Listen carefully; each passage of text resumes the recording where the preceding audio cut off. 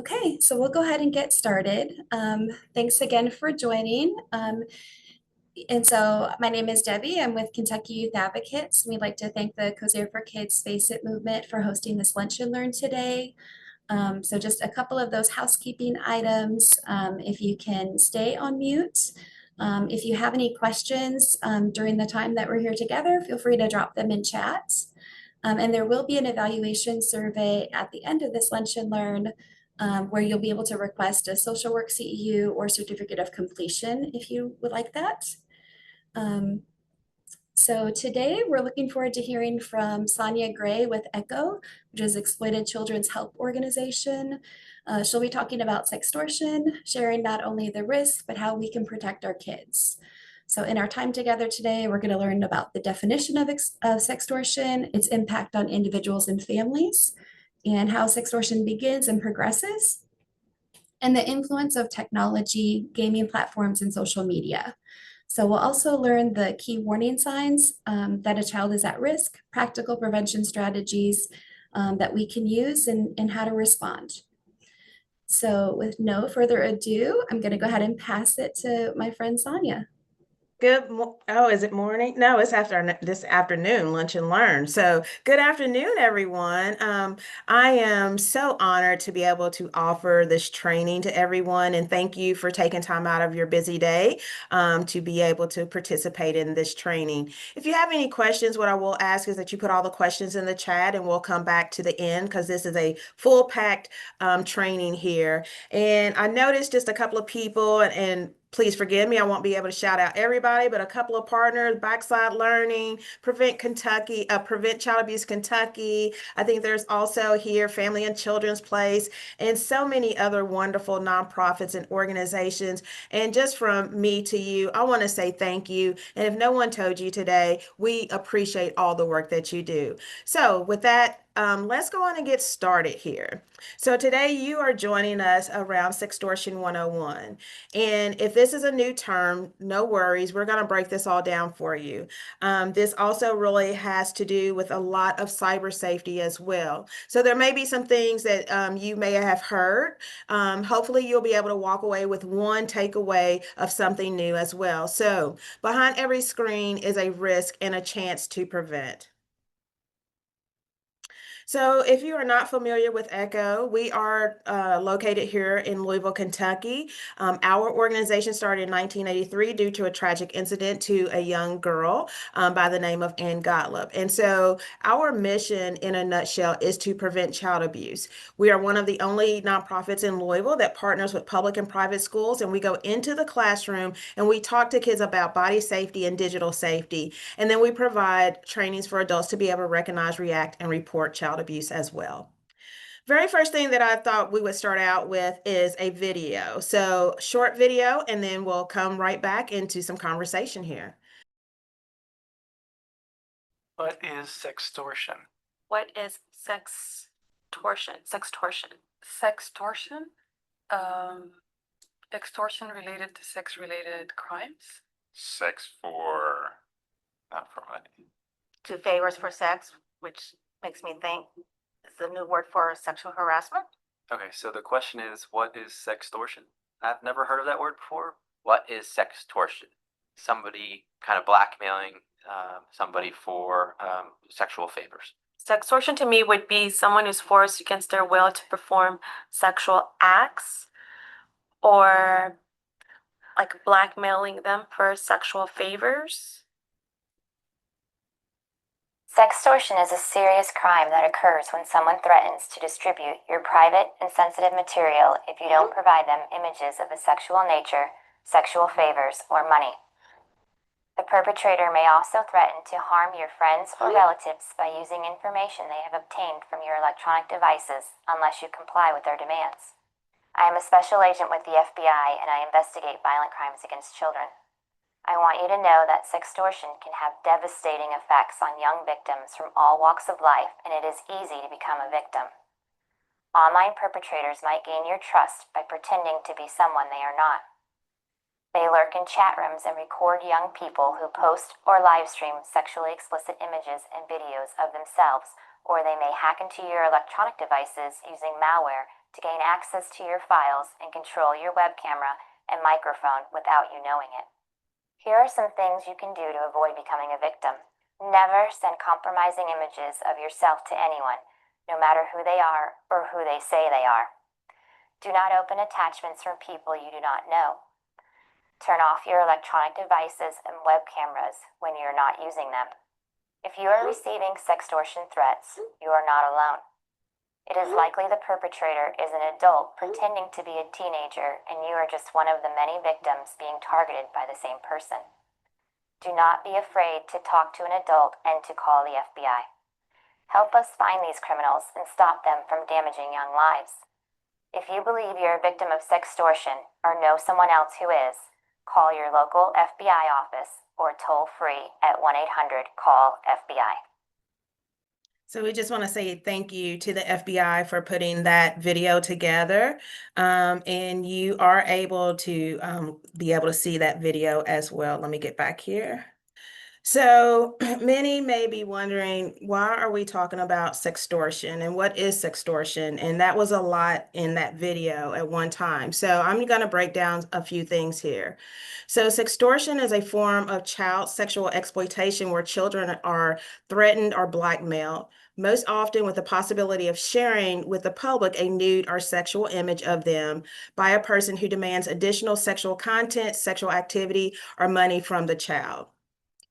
We have been seeing, as far as ECHO in the classroom, a uptick, and also as far as outreach from parents and caregivers of young people that unfortunately have been displaying inappropriate content, nude photos on these digital platforms. And ironically enough, perpetrators, they are always looking for gain access to our children.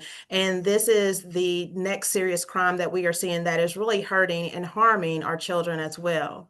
In 2023, you can see that the cyber tip line received over 186,000 reports of online enticement. That is disturbing. We also know that a lot of our kids are in this. Many of them grew up with being able to utilize the internet and knowing how to navigate in these digital spaces. For some of us that are what I would say more seasoned professionals, we're still kind of playing that catch-up game. And so again, this is why it's important that we continue to have conversation and communication, not just amongst our peers and professionals, but we really got to create those safe spaces for children to be able to communicate with us when they feel uneasy or if they have received inappropriate information to themselves as well. So the main reason why we are doing this training is, if you're not aware, within the last year in Kentucky, there was a Senate Bill 73 that really enacted looking at, again, around sextortion and what is the crime, what are the penalties. And so as of 2025, that Senate Bill 73 makes sexual extortion a felony offense. Now, again, if there's no compromising material involved, but threats are still made to coerce sexual activity, it is still classified as a misdemeanor. The law also establishes that civil cause or action for victims is in action, and it also requires public schools to be able to educate children around this terminology. And what I always like to say is that this is a term, sextortion, that is part of a bigger pie, which is just cyber safety in general. And we do know that in 2025, Senate Bill 73 was signed by Governor Andy Beshear on March the 12th, 2025. Now, how did this all get started? So there was a sponsor by and one of our elected officials, our Kentucky Senator Julie Rocky Adams. And so the Senate Bill 73 had many points that was added to this, more severe points. Again, as I've already explained, sextortion is going to be established as a felony. It's also going to be recognized as a sex crime. Also, sex offender, any perpetrators will have to be registered on the sex offender registry list. Why is that important? Because that is a public record and anyone can gain access to that. You can even narrow it down by zip codes and things of that nature. So again, you can see the perpetrators that may be within your county, within your zip code. And all that does is really provide, again, that layer of protection for children. Also, another one of the key points is that the civil cause of action. So victims now have the right to file civil lawsuits against their perpetrators. And that is a big, big win because along with being sextorted, there's a lot of trauma that can follow behind that. And we want to make sure that we are supporting those that have been victimized. As far as a point with the school notification, superintendents must inform students grades 4 and above with the information. As far as with parents and guardians about the crime of sexual extortion. Local school boards must display posters in all public and private schools. Now, one thing that I will say about this, and I think this is great, but I will also ask if you've ever been into a school, if you've ever been into a doctor's office, and there are many, many posters. And so what I would really love as an extra layer is that trying to connect and partner with an organization like ECHO or Prevent Child Abuse Kentucky, or if you have a local agency that really is focused around the prevention of child abuse, and allowing them to come in and actually have an education level with kids. Why is that important? Because a lot of times we can read posters. Does not mean that we always fully understand what the poster is saying to us. By creating this level of education between the experts and also the children, it provides that safe space for children to be able to have conversation, communication, ask questions, and all of that. So if you have the opportunity to be able to do that with the children and youth, I would highly encourage that. Here in Jefferson County, within the curriculum that we utilize, we do talk to our kids around sextortion. One of the other key points of Senate Bill 73 is that post-secondary institution requirements is that colleges and universities must also have posters in residential facilities, instructional buildings, and areas offering student and academic support services. In our world of ECHO, it's been ever changing since I have been there for almost 10 years. And I remember when I first came on board and we was talking about cyber safety, and we was really, at that point, our target audience was really around like middle school. As you advance into the years, now what we are seeing is that we are all the way down to the education of elementary students, also to pre-K. Why? Because we as the adults have been placing these digital devices in kids' hands. And let me tell you, they are digital geniuses. Even the little 3-year-olds and the 4-year-olds, like sometimes they know how to navigate some of these spaces better than we do. But the one thing that I do want to mention is that it is not always that children and youth are looking for what I would say, these types of critical things that can have damaging consequences. Sometimes things come to them. And I'll just put it in an example. If you've ever was going on a vacation and you Googled for a hotel or Googled a place where you're going, and then all of a sudden you see all these ads, the next day or the week after. So it's all transformed through algorithms. But what we're seeing right now with sextortion, and particularly financial sextortion, is that there is a disturbing trend in targeting primarily 14 to 17-year-old boys. It used to be the thought that when we really talked about child abuse, and we still know that the highest percentage of children that are abused primarily are girls, but I want to erase the myth that boys are not abused as well. And so with financial sextortion, we are seeing that there is this increase of young boys that are being targeted. And then by March of 2025, there was actually around about 30 suicides that have been linked to financial sextortion. Some of the key facts that I want to point out on this slide is that usually perpetrators typically contact multiple victims. And that is why it is critical for this type of education for professionals, for adults, so that we can make that report. Generally speaking, perpetrators are not focusing on just one child. Usually there is a plethora of children that they are trying to solicit information from, or a grooming process. The impact, what we have seen is going to definitely have an impact on their social circles, the peer-to-peer relationships. It can have an impact on children and youth, their educational achievements. And unfortunately, again, we also have seen where the increase of suicide attempts or actual suicide that has occurred.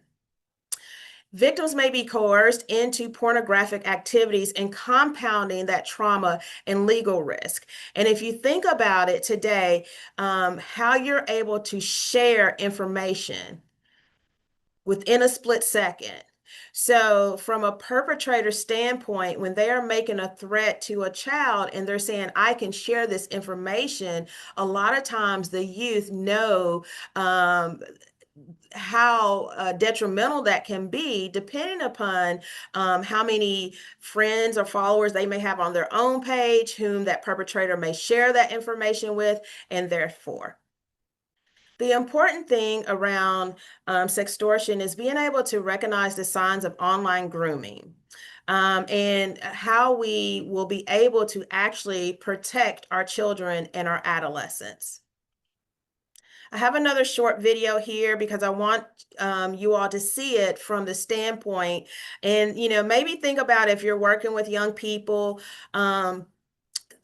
where their location is with their digital devices. Okay. That's something fun. I know you've been waiting for this for a while. I wanted to give you something special.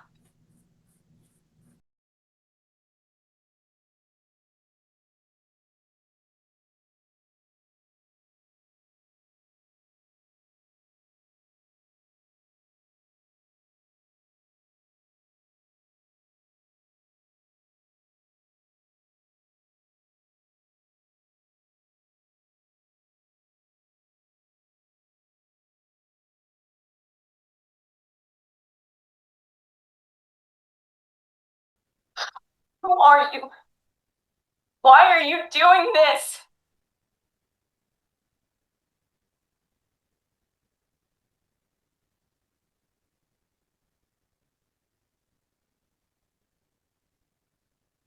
So one of the things that I want to talk about in that video, and really doesn't have a lot of sound, it's a lot of action, is if you noticed, she was a young woman. She was in the bedroom. But again, I want you to think about where are some of those isolated spaces where kids will have the opportunity to be able to engage with individuals in these digital spaces. If you also noticed, when she was communicating, the panhandle, it seemed as if she was speaking with someone that was of her peers.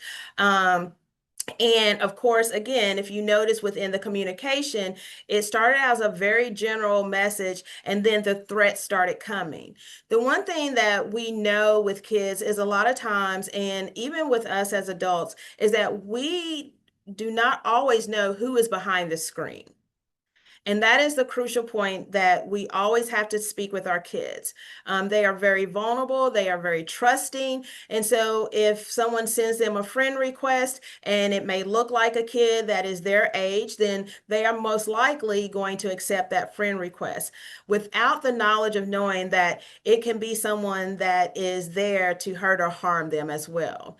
So some of the grooming behaviors from potential offenders is that what happens is that they start building bonds with our kids. So what that can look like is if I'm going to use some apps. So if some of our kids are Roblox or Minecraft, and they may start creating this conversation. Oh, I see that you like, Minecraft, Roblox. Oh, I'm this character. So trying to build that bond. If you want to think about it in the way of how did you develop your friends, right? So if it's someone new, you try to find that bond, that commonality, so that you have something that you can talk about amongst each other.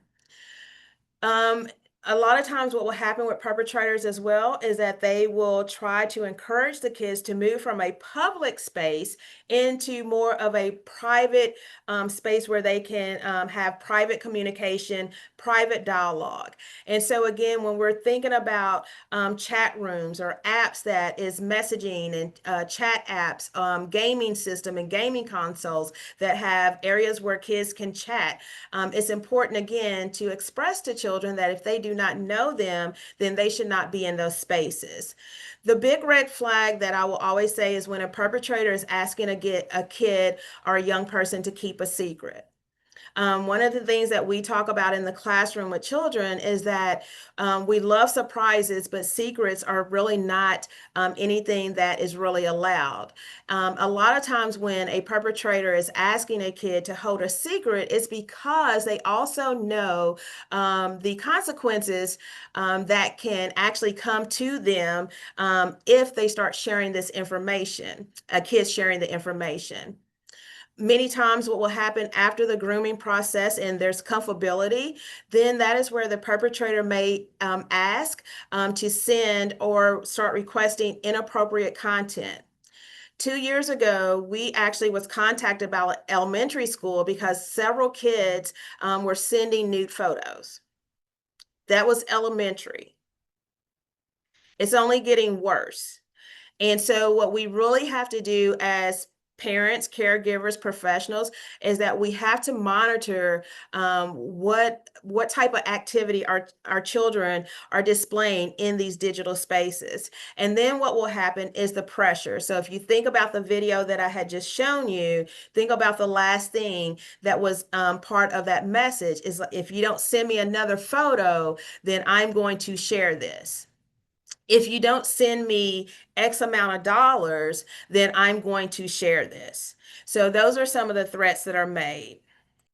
So some of the potential signs of sextortion in young people is increased secrecy or withdrawal.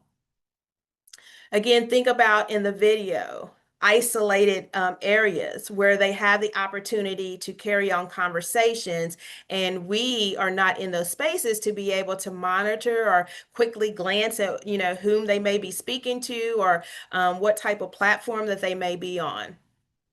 Also, unexplained mood swings, anxiety or fear, avoiding specific apps. So if there was a kiddo that really loved TikTok and all of a sudden they are refraining from TikTok, they're not adding any content to their TikTok pages and things of that nature. These are opportunities for us to have conversation. If they're reluctant to discuss online activity, one of the things that I'm really encouraging, and I know that when I grew up, it was children are just to be seen and not heard. And I think that's why I'm a child advocate, is because I think that children should be heard. And I think there are a lot of influences that our kids receive just around TV, from internet and technology and all these things. And we truly need to create spaces where kids will and can have opportunities to talk with their adults about what they've seen or how they feel. And then, of course, if you see unusual financial activity or requests for money, those are warning signs. Does not say or dictate that there has been any sexual extortion at this point in time, but what it is providing an opportunity for conversation. So here are some tips for interacting with other individuals online. And these are actually tips of how to really start some of the conversations. One of the conversations that we really want to have with kids is that mutual friendships is not a reliable way to verify identity. So having mutual friends, or, oh, I have 342 friends, or I have, and they're always really big numbers. I have 500 followers, which is always surprising to me because for a young person, I always ask, how do you know that many people? Because I've been around twice as long as you, and I don't have that many friends. So again, we need to talk to kids about what mutual friendships look like. We will also want to talk to them about caution with profile pictures. Remember, with technology, I can put up a picture of on my profile of, I'm going to use this because I used it before, of Beyonce. And I would love to have, that whole image of Beyonce, and that's what I look like, and that's what people thought I looked like. But when you see me in person, I look nothing like Beyonce, as you can see today. So we need to make sure that we're talking to kids that just because there is a picture on the profile does not necessarily mean that is the individual that is communicating with you. Number 3, beware of falsified personas. We know that there are people who intend to hurt youth online, and they often create those fake profiles. So they may even have a picture of a kid on the profile, and they may even say, I live in Louisville, Kentucky, or I live in Bowling Green. They may even say, I am 14 years old, and these are the things that I love to do. And really what the perpetrator is trying to do is find commonality with kids so that they can begin having conversations to build that trust with that child. 4 is a responsibility for sextortion. Even when a young person shares explicit images and becomes a target of sextortion, it is never their fault. And one of the key things that I always like to say, because I know parents may say, well, why did you do that?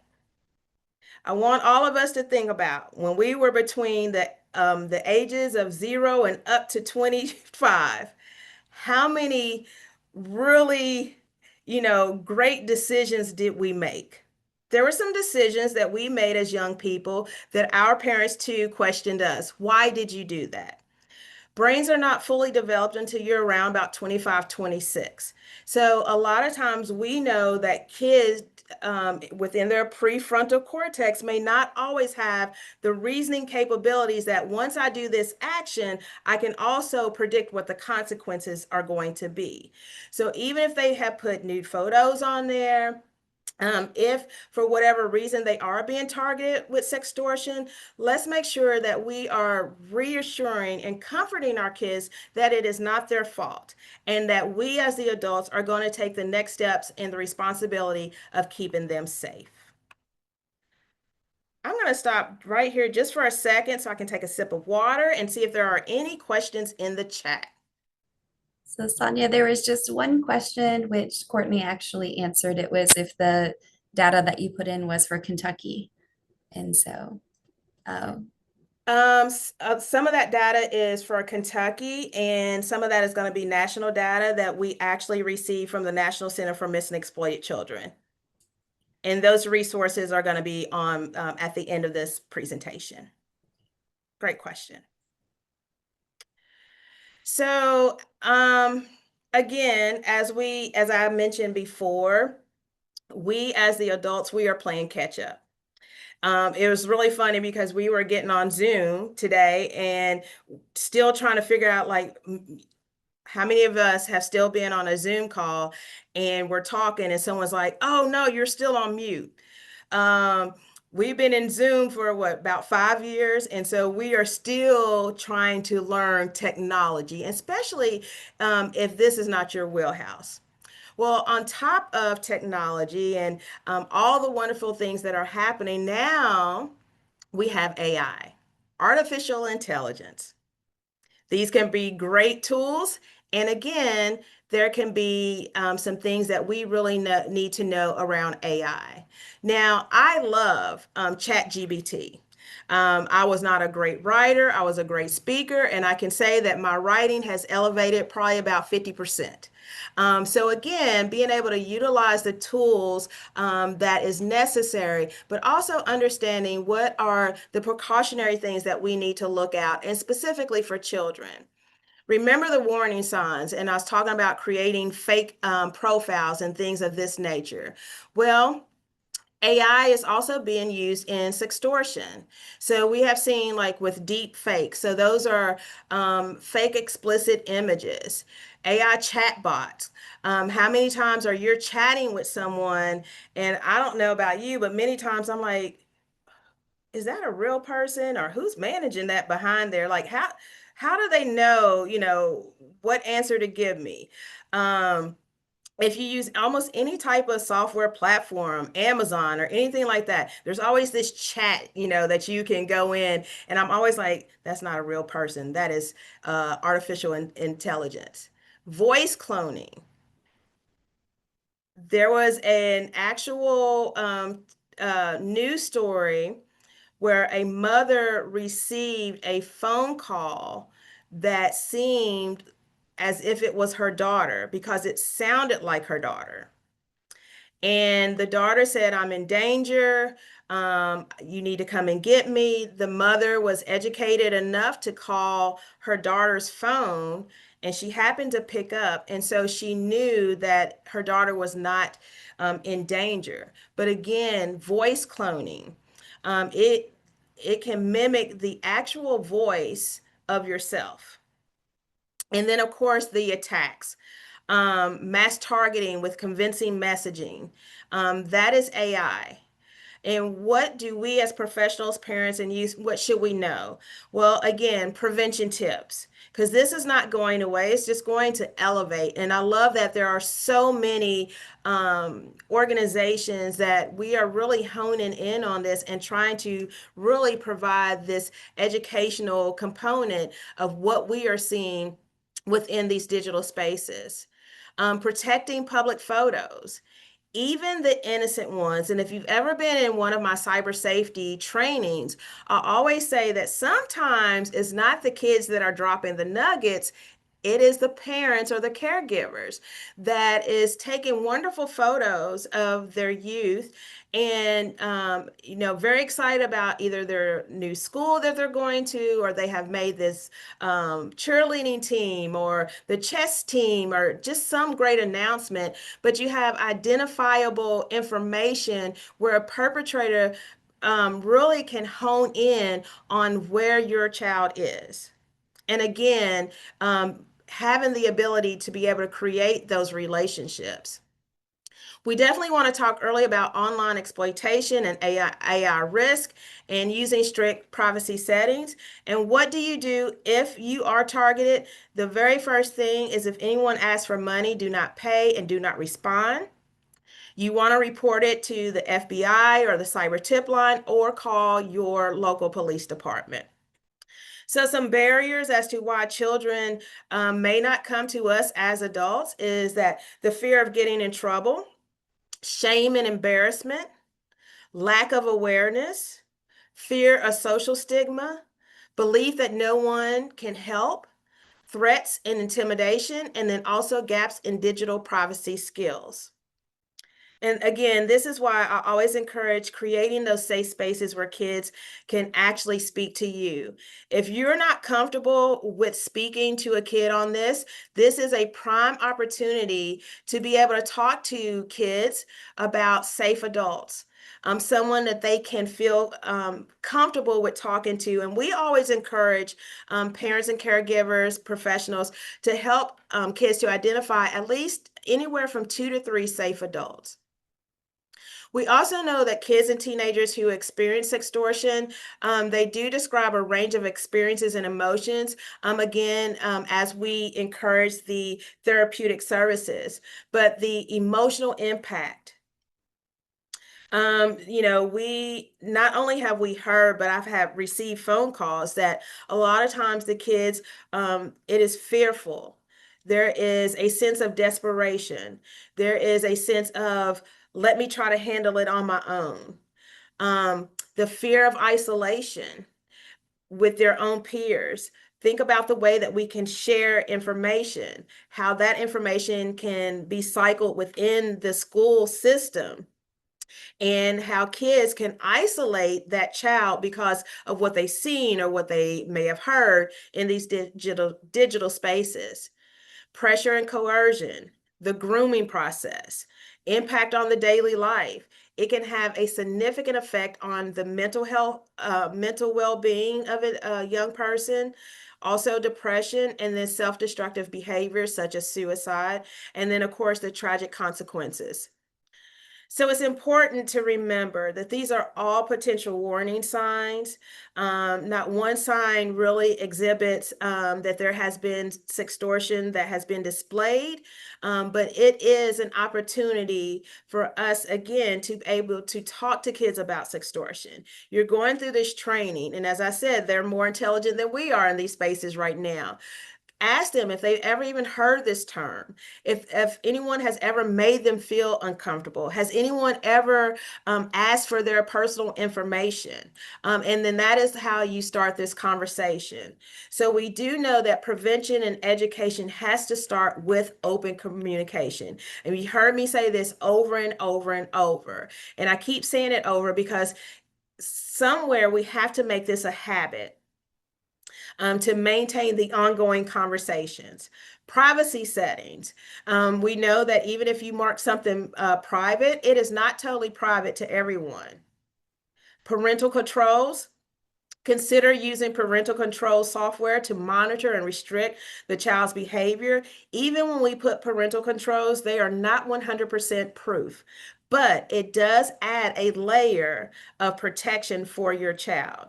So for example, you may want to look into like Life 360, Bark, and then also Family Link. And then lastly, we want to educate about grooming tactics. And these are things that we want to talk to kids about. Here are some things that we know that perpetrators may do to help create those relationships with you. We want to have those conversations with our youth. So what do you do if your child is a victim of sextortion?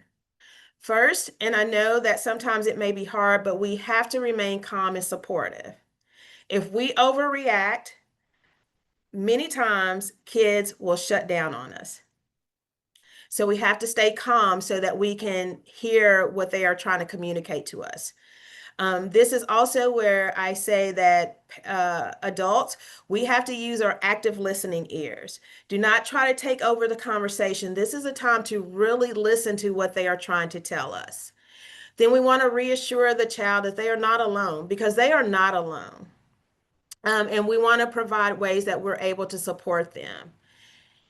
Emphasize safety. Again, this is an opportunity to talk about how to be safe in these digital spaces.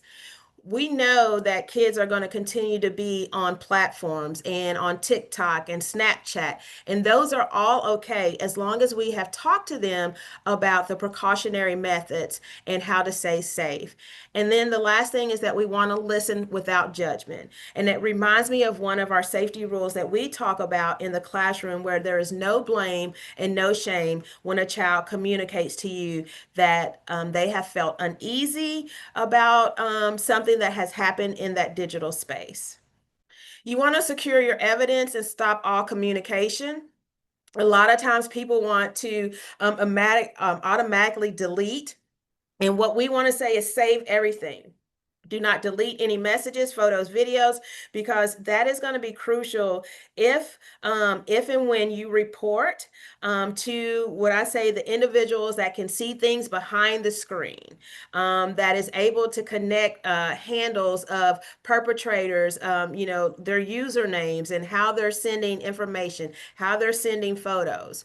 But you want to stop all communication. Block the perpetrator immediately. And a lot of times you can do those on those platforms. The next thing that you want to do is report the incident. So as I mentioned, report to law enforcement. We want to report to the professionals. This is not a time for you to be an investigator. This is the time to turn it over to the professionals and let them do what they need to do. And quite frankly, some things that a lot of us just really probably would not know how to do. So you want to contact your local FBI field office. We do have the number here, 1-800-CALL-FBI. We also have the website to file a tip report. You want to report to the National Center for Missing and Exploited Children, and then also report to that platform. Once this has happened, we highly encourage support and recovery.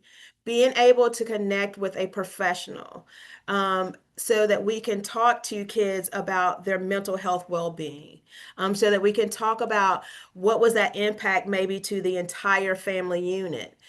We can talk about those peer-to-peer relationships. You want to also be able to have resources. So organizations like Stop Sextortion and the National Center for Missing and Exploited Children, they have information there for parents. They have information for kids. They have things that you can learn collectively together. And then we want to, as best as possible, to remove the explicit images. And so there is a resource that is called Take It Down, which is powered through the National Center for Missing and Exploited Children, and they will try to do everything in their power to remove those images from those digital spaces. Important reminders: do not blame your child. They are the victim of a crime, and they need the support, and they are children. Many times it is perpetrators that are adults that are compromising the safety of children. If for whatever reason your kid comes up to you and has expressed that someone is extorting them for money, do not pay. Seek help and report. So seek the help sooner rather than later.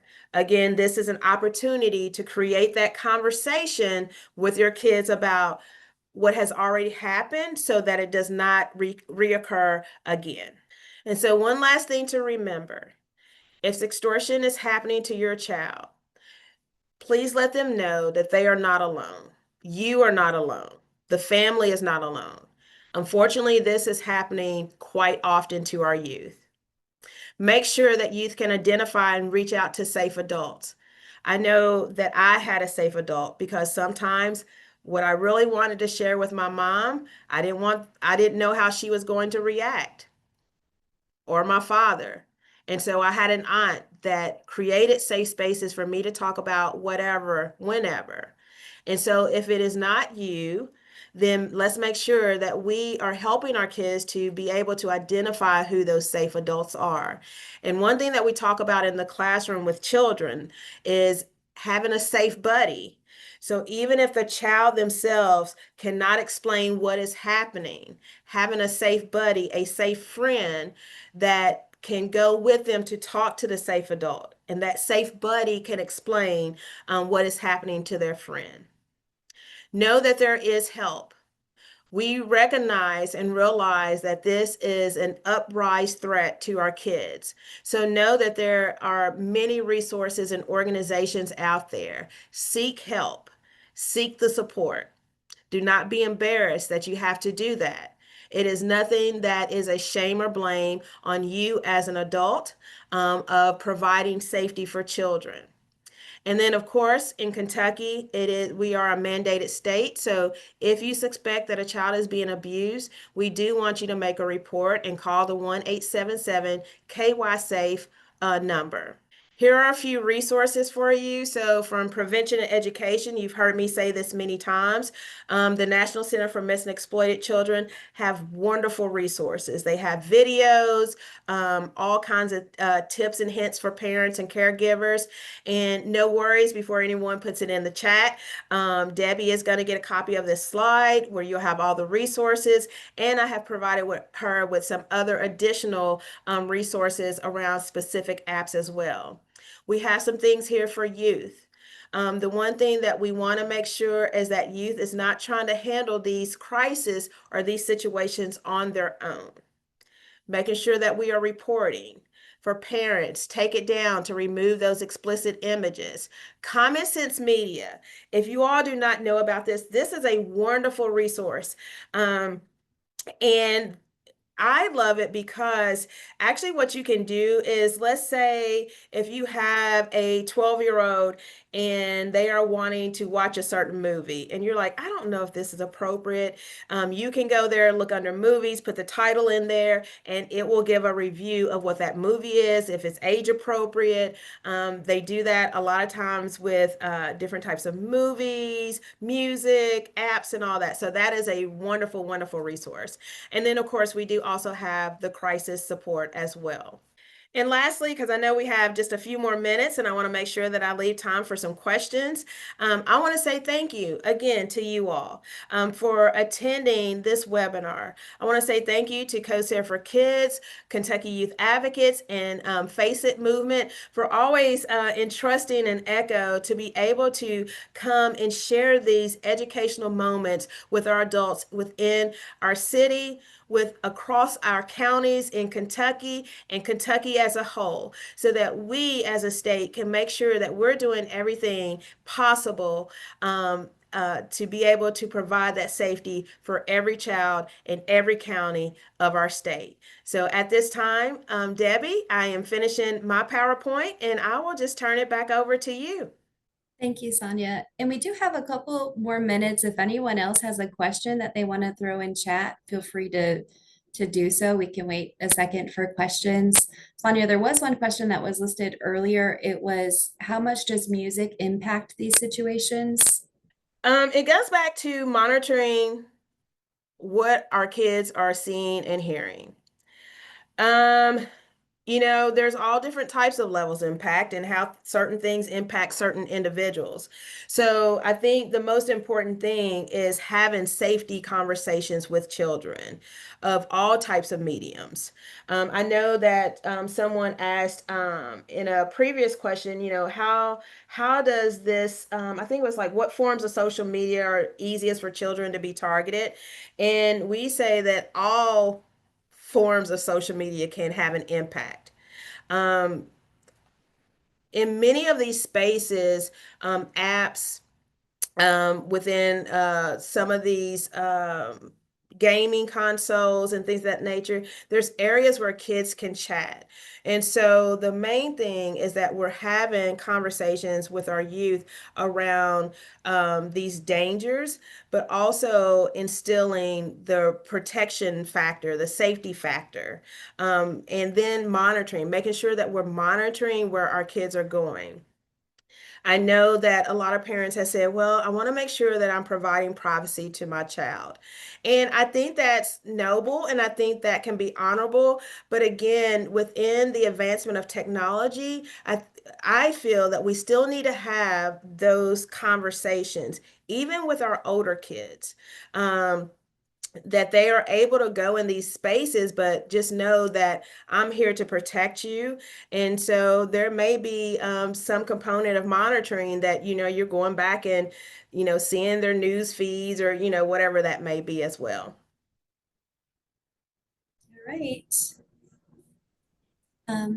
Thank you. And actually, Sonia, I know we'll send this in a follow-up email, but can you just say again the name of the website or app about checking movie ratings? Yes, that is commonsensemedia.org. Okay. Mm-hmm. And in addition, like I said, again, if you go to the National Center for Missing and Exploited Children, they have a wonderful resource under Sextortion, and it breaks it down what parents should know. So that is download that, print that. It is a great way to begin that conversation with your young person.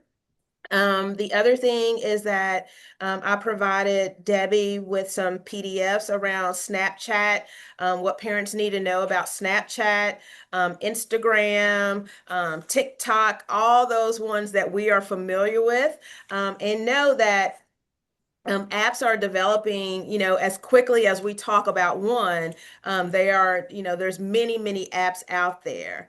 I know there was one question that was given to me, how to respond to girls who crave the attention.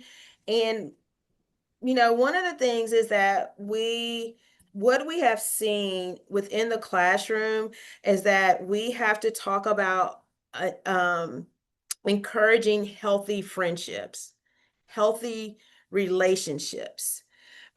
We are seeing again where kids may be impacted by a TV show that they've seen, and they may not be on their best behavior. And developing some of those what I would say personalities, or mimicking some of the things that they may see in TV, and how they interact with their friends and things of that nature. So again, it's crucial for us as adults to have conversations with our youth around what does a healthy relationship look like opposed to an unhealthy relationship. And so when we're talking not just with girls, but just with kids in general, what we really want to mention is we want to empower them around having those regular discussions around, what is okay and what is not okay. This is a prime opportunity to say, even though you're 15, it is not acceptable that you are sending inappropriate images to anyone. And inappropriate images does not always mean that it has to be fully nude.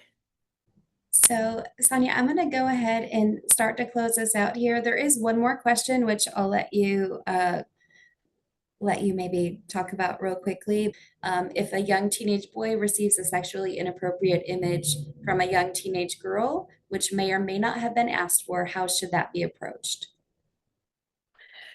We are seeing this a lot as well. It goes back, and actually, I failed to mention, I do have my director of programs, Ariel Powell, that is here with me. She is a lot in the classroom. So Ariel, if you want to jump in and help with this question as well. I think that it still goes back to talking about digital activity. What is appropriate? What is inappropriate? Now, the main thing is that please do not share images. Do not share those images. Ariel, do you want to hop in? Yeah, Do when we're not in the save or class, delete. Yes, Deborah. yeah, don't delete it. Don't. We needs to be reported to a safe adult when that happens. And the reason for that, and we do explain this in the classroom and in the curriculum through the Teen Safety Matters through Monique Bear Foundation, it is illegal to house them, distribute them, and to create them. So we do explain that. I mean, as older we get a little bit more depth to it. But education for them, if a child is, an unwarranted picture of somebody with their clothes off, it needs to be reported, because they can get in trouble for just having it on their phone. So as innocent as it might seem to them, and they don't know the risk behind it, our biggest thing when we talk to kids or young people in the community is that it needs to be reported. Thank you, Ariel. Mm-hmm. And I'm going to say a shout out just from my hometown. Hey, Gail Wright. I'm from Danville, Kentucky myself. So, hey, wherever you are. If you are here in Louisville, we do have a relationship here with JCPS.